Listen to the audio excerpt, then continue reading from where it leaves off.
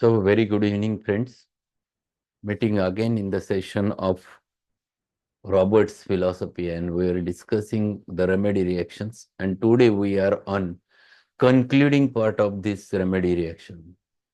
We have discussed the 8 remedy reactions since last 3-4 days. So, first remedy reaction, which he has mentioned, is nothing but the long continued aggravation followed by a final decline of the patient, and it happens specifically whenever the disease is chronic enough, and when this chronic disease is with chronic disease, if you would have given very high potency and repeated it, it causes such type of an aggravation, and that's why one must be very cautious when dealing with the chronic diseases, specifically when advanced pathology. Second important thing, second reaction was that there is a long continued aggravation followed by an slow improvement of the patient. And this happens where the stage is not that much advanced as in first stage. And here also your potency selection is rather wrong, and that's why you enter into the aggravation phase and it remains for longer time of duration. But because of patient strength, patient recovers and completely comes to the normal. Third type of remedy reaction is nothing but the homeopathic aggravation. That is the original symptoms of the disease. They get aggravated after applying medicine, specifically in acute disease. It happens in within first few hours. And it is a very good sign that original symptoms of the patients reflects or increase in intensity. Means your choice of remedy is very perfect. In chronic disease, it happens not immediately, but it takes its own time to develop or develop an homeopathic aggravation. Then the fourth reaction was no aggravation at all. It means whatever the remedy which you have chosen is very perfect, and because of which there is not at all an aggravation, and it is very perfect in perfect potency, and patient recovers in a immediately with that remedy.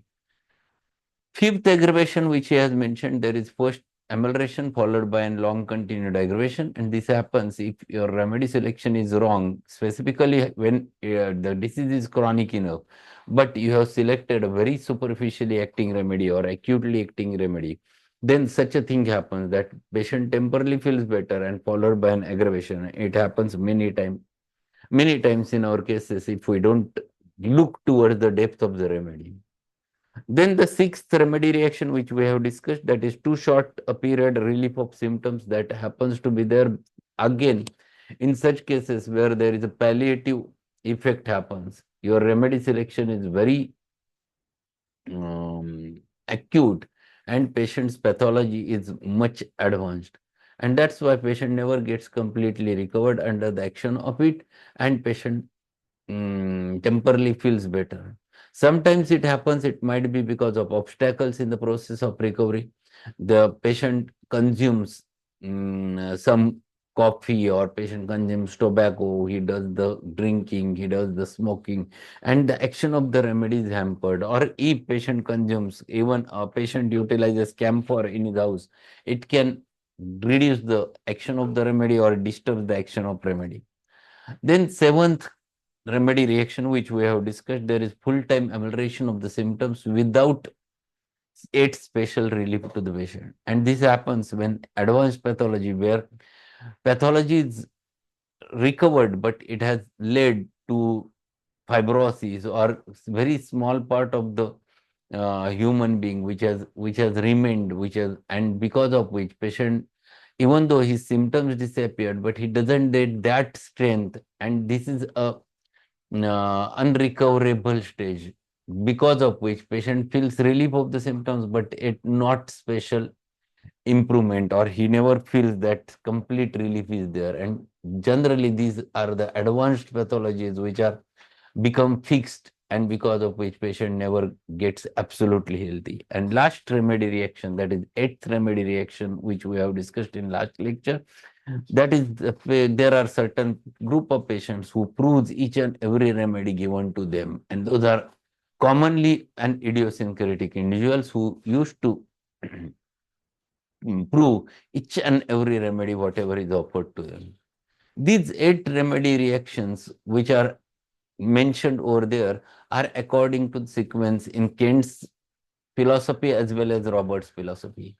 The further four reactions are still remaining, but Robert has not explained it in the same sequence as mentioned by the Kent over there. So there might be a change over there in the sequences and variety. So students should not get confused. My suggestion to the student is that they should keep it in their mind according to the Kent, so that will not cause a confusion in their mind. Here, Robert has explained all, but he has explained in his own way. First eight are as it is from the Kent, but hereafter their sequence might be different. So it is not wrong, it is different. We'll go ahead and then we'll discuss and we'll compare what Kent has said and what Robert has said. So let us go over there on page number 131, the second paragraph. In case where the symptoms found by careful questioning seems to be entirely adequate to cover the case and warrant a good selection of simulimum, we may note a reaction where great number of symptoms appear after administration of remedy. If there are a return of former symptoms that have been forgotten, it is an indication that we are on right road to the recovery, and it is truly homeopathy. So, when you give a very perfect remedy to the patient, but after giving that remedy, the patient started showing the symptoms. So, it is nothing but the action of medicine over the provers is happening over there, and there are some futures which comes out, which are not the part and parcel of patient's original futures. Here, you have to look for whether they are old symptoms which are reappearing or they are absolutely new symptoms. So, because unless and until you define what is happening, you cannot come to the conclusion. If they are absolutely new, then it is medicinal aggravation. But if they are old, it is a good sign that you are on right track. So, eighth observation, which he has mentioned over there, is nothing but the action of medicine upon the provers, as mentioned by Kent in his philosophy. And here also he wants to say same thing, but he explains the 11th observation first after that and 10th later on. So sequence is little bit different over there. Otherwise, the things are same. So ninth observation is that action of medicine upon the prover. So whatever remedy you have given, there are many symptoms which comes out. You have to think whether they are original, whether they are old symptoms or whether they are new. If these are return of former symptoms that have been forgotten, it is an indication that we are on right road to the recovery and it is truly homeopathic action. Old symptoms reappearing, we know to be a step in right direction because we know the condition is being resolved in the homeopathic manner and by law of direction of cure. That is, cure takes place from within outward, from above downward, from the important organs to the less important organs, and symptoms disappear in the reverse order of their appearance. What is called as Hering's law of direction of cure. So, the 11th observation is that old symptoms reappear after giving a remedy. And 10th observation is mentioned in next paragraph. This is the sequence in Kent. It doesn't matter what sequence is, you must know what are the all possibilities. But from exam point of view, and if you are a student appearing for the exams, you must keep the sequence of Kent in your mind. So, ninth observation was action of medicine upon provers. 10th is missing over here, which has been mentioned in next paragraph. 11th is nothing but the old symptoms reappears after giving a remedy. And now, in this next paragraph, he says, if, however, these are actually a number of new symptoms, it is an unfavorable sign. Old symptoms reappearing are a step in the right direction, as we know. Therefore, a group of entirely new symptoms appearing after the administration of the remedy is the evidence that we have made a decided step in wrong direction and we have probably mixed the case. So, whenever new symptoms appears after giving a remedy, it indicates that medicinal aggravation has happened. So 10th remedy reaction is the medicinal aggravation.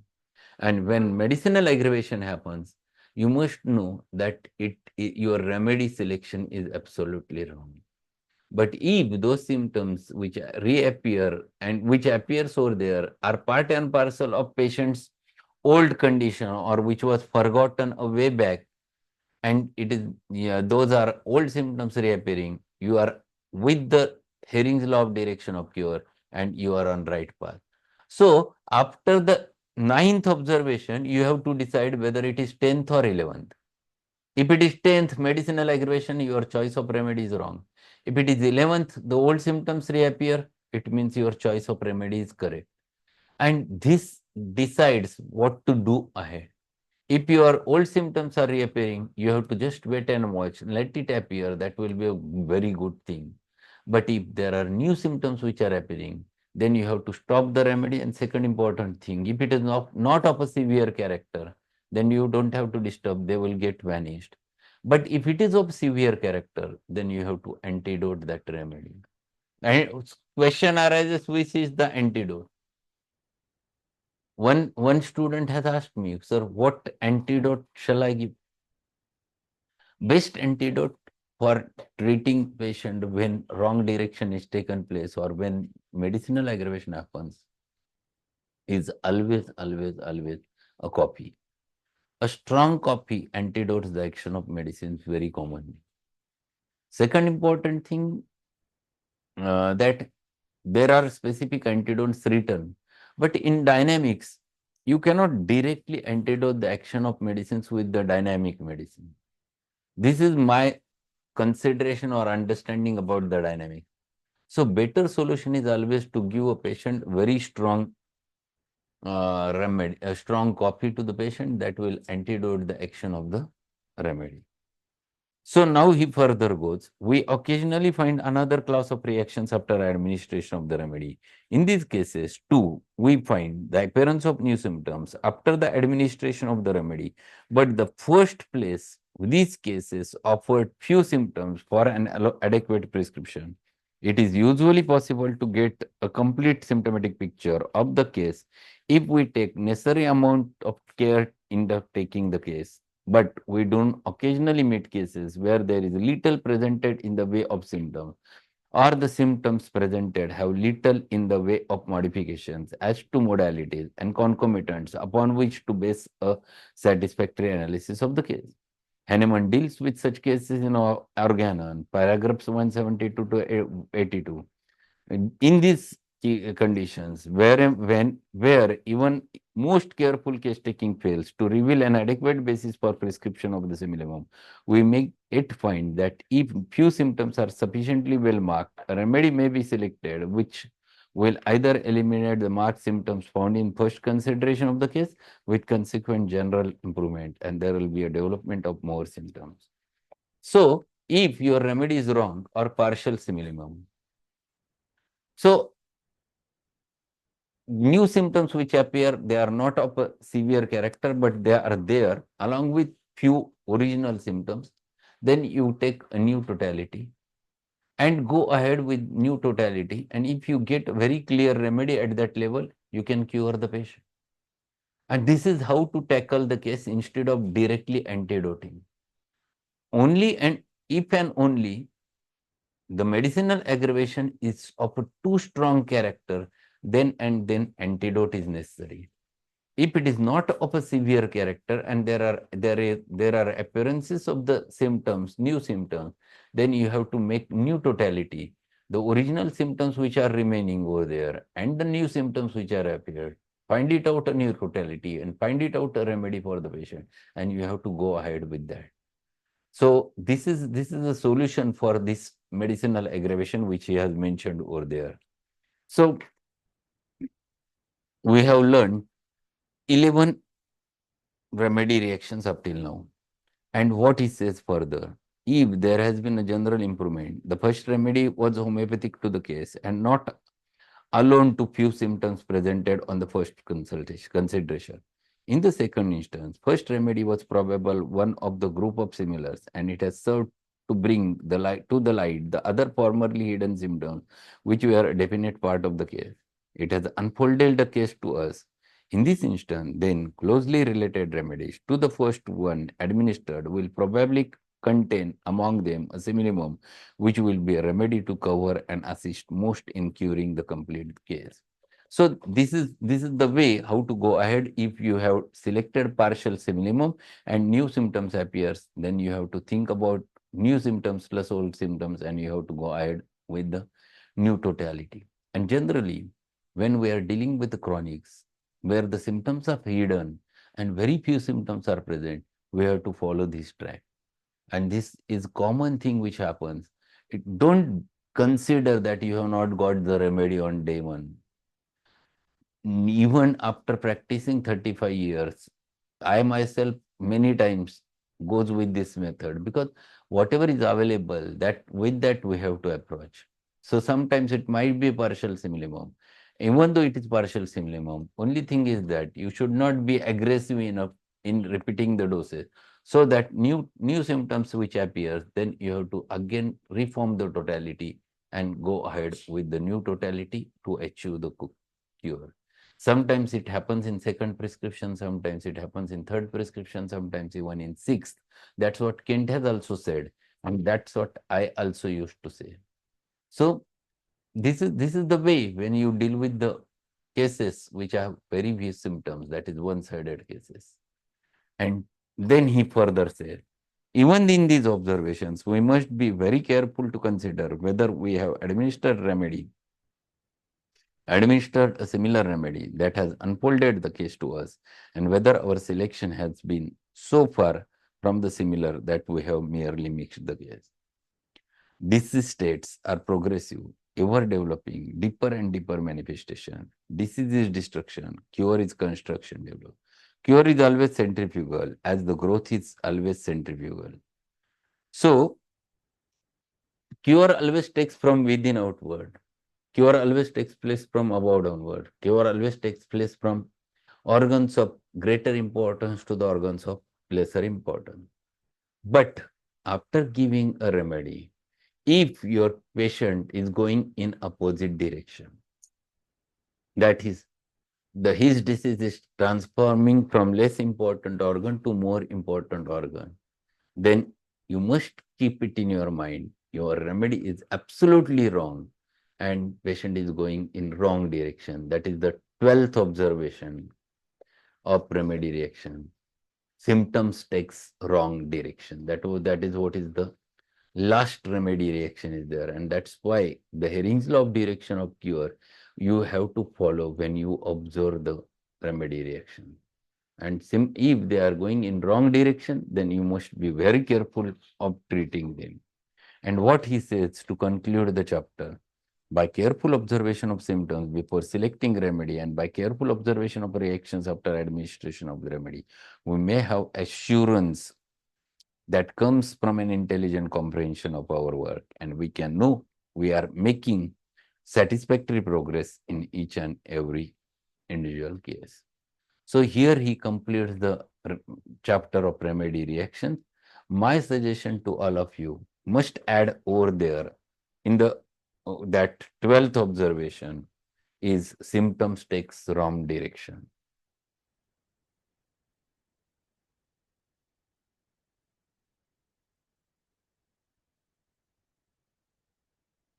So there are 12 observations one must know. And those 12 observations you have to observe when you deal with the cases.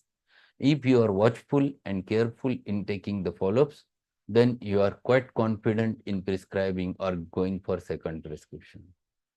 So we have finished one more chapter from the third year syllabus. So we are going in right direction for the third year syllabus of Robert's philosophy.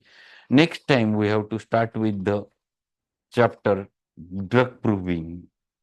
That is chapter number 25. So we'll start with next chapter in next lecture. Tomorrow, it is not possible to continue with lecture. So we'll meet directly on Monday for this lecture. And today evening, we're going to learn one more remedy. I think it is sickle corn in today's session. We'll discuss at 8:15. So that's all for today. Thank you being there and meet at 8:15.